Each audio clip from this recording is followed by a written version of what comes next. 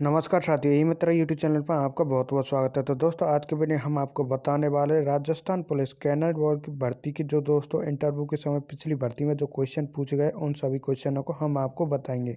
तो जैसा कि आपको पता है दोस्तों, इसका आज अगला पार्ट एटा हम अपलोड कर देंगे।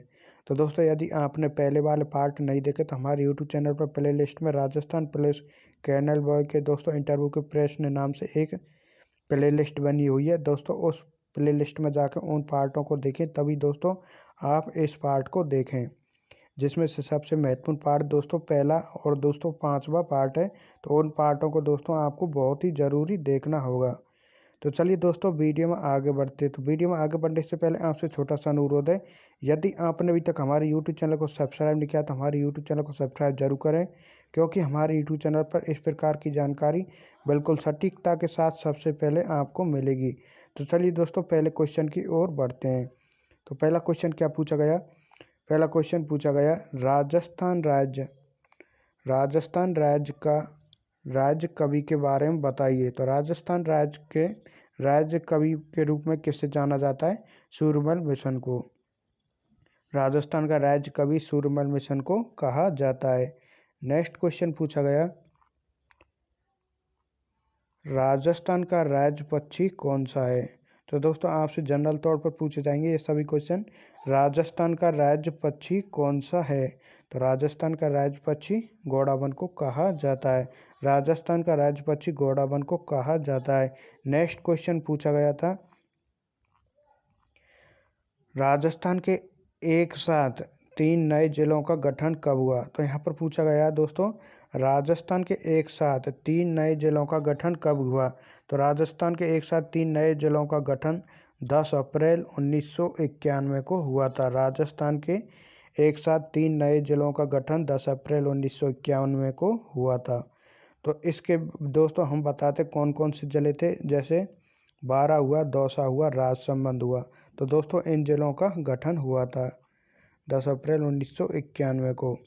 बारां, दौसा, राजसमंद। तो दोस्तों यहाँ पर बताया भी गया है, बारां, दौसा, राजसमंद इन 3 जिलों का गठन हुआ था। तो 28वां दोस्तों जिला बना था बारां और 29वां जिला बना था साथियों दौसा और 30वां जिला बना था आपका राजसमंद। इसकी दोस्तों ट्रिक से भी यहाँ पे याद रख सकते हो, BDR, बारां, दौसा, राजसमंद। इसके अलावा नेक्स्ट क्वेश्चन क्या पूछा गया था? तो नेक्स्ट क्वेश्चन पूछा गया था, राजस्थान का खजुराहो किसे कहा जाता है? तो यहाँ पर नेक्स्ट क्वेश्चन पूछा गया था, राजस्थान का खजुराहो किसे कहा जाता है?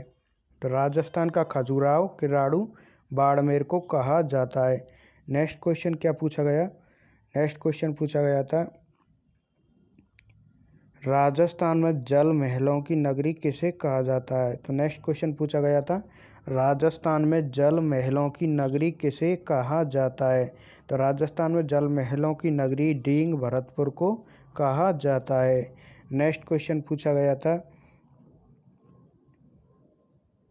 राजस्थान में औद्योगिक नगरी के लिए आप किस जिले को संज्ञा देना चाहोगे? तो यहाँ पर दोस्तों थोड़ी मिसप्रिंट हुई है, तो यहाँ पर ये संख्या नहीं है, यहाँ पर दोस्तों संज्ञा है।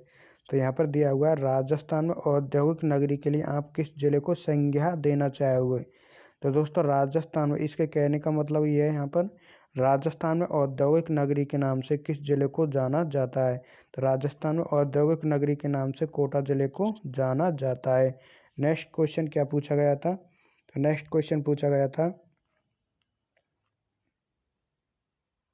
राज्य में स्वर्ण नगरी किसे कहा जाता है? तो यहाँ पर आपको बताना है, राजस्थान में स्वर्ण नगरी के नाम से किस जिले को जाना जाता है? राज्य में स्वर्ण नगरी किसे कहा जाता है? तो राजस्थान में स्वर्ण नगरी के नाम से दोस्तों जैसलमेर को जाना जाता है। और दोस्तों एक यहाँ पर ये भी क्वेश्चन बनता है, सुवर्ण नगरी। तो ये तो स्वर्ण नगरी हो गई, इसके अलावा सुवर्ण नगरी के नाम से दोस्तों जालौर के किले को जाना जाता है। नेक्स्ट क्वेश्चन पूछा गया था, राज्य पशु कौन सा है और पालतू राज्य का राज्य पशु कौन सा है? पालतू और वन्यजीव दोनों पशुओं के बारे में बताइए। तो दोस्तों, राज्य का राज्य पशु पालतू दोस्तों तो पालतू पशु के रूप में तो ऊँट को जाना जाता है। और दोस्तों वन्यजीव पशु के रूप में राज्य का राज्य पशु दोस्तों चिंकारा को जाना जाता है। तो राज्य का पालतू पशु तो हो गया ऊँट और वन्यजीव पशु हो गया दोस्तों चिंकारा। नेक्स्ट क्वेश्चन क्या पूछा गया था, राजस्थान का हरिद्वार किसे कहा जाता है। यहाँ पर नेक्स्ट क्वेश्चन पूछा गया है, राजस्थान का हरिद्वार किसे कहा जाता है। तो राजस्थान का हरिद्वार मातृकुंडिया चित्तौड़गढ़ को कहा जाता है। तो ये स्थान दोस्तों चित्तौड़गढ़ में स्थित है। राजस्थान का हरिद्वार मातृकुंडिया चित्तौड़गढ़ को कहा जाता है। राजस्थान का हरिद्वार मातृकुंडिया चित्तौड़गढ़ को कहा जाता है। नेक्स्ट क्वेश्चन पूछा गया था, मेवाड़ की आंख के रूप में आप किस दुर्ग को संज्ञा देना चाहोगे। तो यहाँ पर नेक्स्ट क्वेश्चन पूछा गया है, मेवाड़ की आंख के रूप में आप किस दुर्ग को संज्ञा देना चाहोगे। तो यहाँ पर कहने का मतलब ये है दोस्तों, मेवाड़ की आंख के रूप में किस दुर्ग को जाना जाता है। तो कटारगढ़ दुर्ग, कुंभलगढ़ दुर्ग। तो दोस्तों यहाँ पर इसका राइट आंसर होगा कटारगढ़ दुर्ग, जिसका ही नाम दोस्तों कुंभलगढ़ दुर्ग है। तो मेवाड़ की आंख के रूप में दोस्तों कटारगढ़ दुर्ग या कुंभलगढ़ दुर्ग को जाना जाता है, जो कि दोस्तों राजसमंद में स्थित है। नेक्स्ट क्वेश्चन पूछा गया था,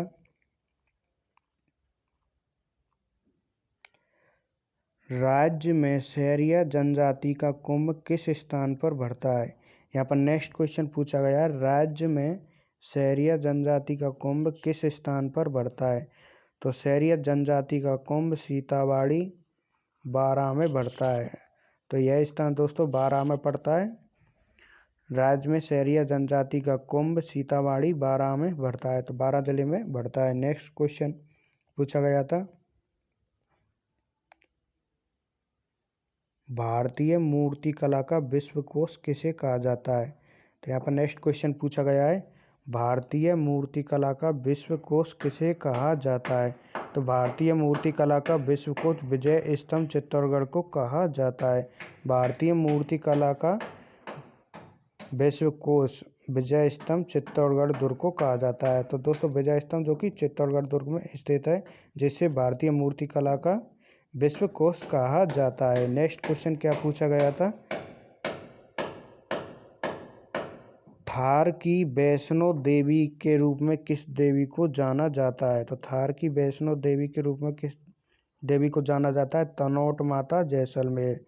तो तनोट माता को दोस्तों थार की वैष्णो देवी के रूप में जाना जाता है, जिसका मंदिर दोस्तों जैसलमेर में स्थित है। नेक्स्ट क्वेश्चन पूछा गया था, राजस्थान में ग्रेनाइट सिटी के रूप में किसे जाना जाता है। तो यहाँ पर नेक्स्ट क्वेश्चन पूछा गया है, राजस्थान में ग्रेनाइट सिटी के रूप में किसे जाना जाता है। राजस्थान में ग्रेनाइट सिटी के रूप में जालौर को जाना जाता है। राजस्थान में ग्रेनाइट सिटी के रूप में जालौर जिले को जाना जाता है। नेक्स्ट क्वेश्चन पूछा गया था, राज्य में आदिवासियों का मसीहा किस व्यक्ति को कहा जाता है। तो यहाँ पर नेक्स्ट क्वेश्चन पूछा गया है, राजस्थान में आदिवासियों का मसीहा किस व्यक्ति को कहा जाता है। तो राजस्थान में आदिवासियों का मसीहा मोतीलाल तेजावत को कहा जाता है। नेक्स्ट क्वेश्चन पूछा गया था, राजस्थान का गैरीवाल्डी किस शासक को कहा जाता है। तो यहाँ पर नेक्स्ट क्वेश्चन पूछा गया है, राजस्थान का गैरीवाल्डी किस शासक को कहा जाता है। तो राजस्थान का गैरीवाल्डी वीर दुर्गादास राठौड़ को कहा जाता है। राजस्थान का गैरीवाल्डी शासक वीर दुर्गादास राठौड़ को कहा जाता है। नेक्स्ट क्वेश्चन पूछा गया था, बांगड़ की मीरा किसे कहा जाता है। बांगड़ की मीरा किसे कहा जाता है। तो बांगड़ की मीरा गबरीबाई को कहा जाता है। अब दोस्तों आपको कमेंट बॉक्स में ये बताना है गबरीबाई का संबंध किस जिले से था। नेक्स्ट क्वेश्चन पूछा गया है, गांधी जी के पांचवें पुत्र या मानस पुत्र के रूप में किसे जाना जाता है। गांधी जी के पांचवें पुत्र या मानस पुत्र के रूप में किसे जाना जाता है।